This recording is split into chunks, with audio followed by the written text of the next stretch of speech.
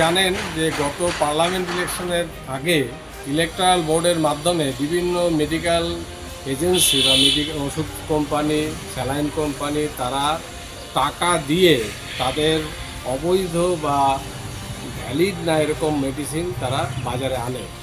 এবং পশ্চিমবঙ্গেও দেখা যাচ্ছে যে স্বাস্থ্যক্ষেত্রে দুর্নীতি একটা পাহাড় প্রমাণ। তার ফল হচ্ছে 9 আগস্ট অভয়ার মৃত্যু। সেদিন থেকে আমরা বলে আসছি যে এখানে একটা বিরাট র্যাকেট কাজ করে, এর বিরুদ্ধে লাগাতার মানুষ আন্দোলন করছে। এবং মিদনাপুরের যে স্যালাইন কেলেঙ্কারি, এটা যখন আমরা বলি তখন অনেকে অস্বীকার করলেও গতকাল রাজ্য সরকার মিদনাপুর থেকে 3 জন মাকে এসএসকেএমে গ্রিন করিডোর করে নিয়ে আসলো। এটা প্রমাণ করছে যে আমাদের কথাই সত্য। সেই জন্য আমরা বলছি সর্বস্তরের মানুষ স্বাস্থ্যক্ষেত্রে যে দুর্নীতি এবং তার শিকার হচ্ছে সাধারণ মানুষ, এর বিরুদ্ধে পথে নামছে এবং পথে নামবে। গতকাল মেদিনীপুরে মেডিকেল কলেজে যে ঘটনা ঘটে গেল তা অত্যন্ত নিন্দনীয়। যদিও এটা কোনো সেরকম ব্যাপার বলে আমরা মনে করি না, কারণ এ ধরনের ঘটনা প্রতিনিয়তই এ রাজ্যের বুকে ঘটে চলেছে। যেদিন থেকেই রাজ্য সরকার মানে তৃণমূল সরকার ক্ষমতায় এসেছে সেদিন থেকেই রন্ধ্রে রন্ধ্রে আজকে দুর্নীতি জনগণের সামনে এসে উপস্থিত হচ্ছে।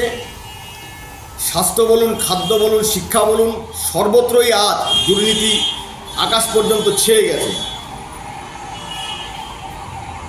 তো কাল মেদিনীপুরে যে ঘটনা ঘটে গেল তার চরম নিন্দা আমরা জানাচ্ছি। তৃণমূল কংগ্রেসের আমলে দুর্নীতি, চুরি, ঘুষ কেলেঙ্কারি এগুলো তৃণমূলের সঙ্গে জড়িয়ে গেছে। তৃণমূলের কাছে, এই সরকারের কাছে মানুষের জীবনের মূল্য শূন্য।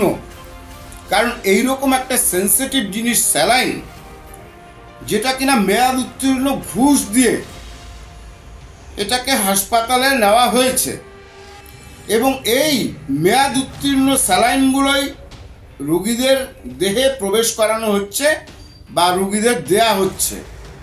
এখান থেকেই বোঝা যায় এই সরকারের সাধারণ মানুষের উপরে কোনো দায়বদ্ধতা নেই। রোগীরা মরুক, সাধারণ মানুষ মরুক, আমাদের পেটের যে ভুঁড়ি আছে সেই ভুঁড়ি মোটা হোক, আমাদের পকেট ভর্তি হোক, কারি কারি টাকার পাহাড় আমাদের কাছে হোক, এটা হচ্ছে তৃণমূল নেতৃত্বের চিন্তাধারা। সুতরাং এই সরকারের আমলে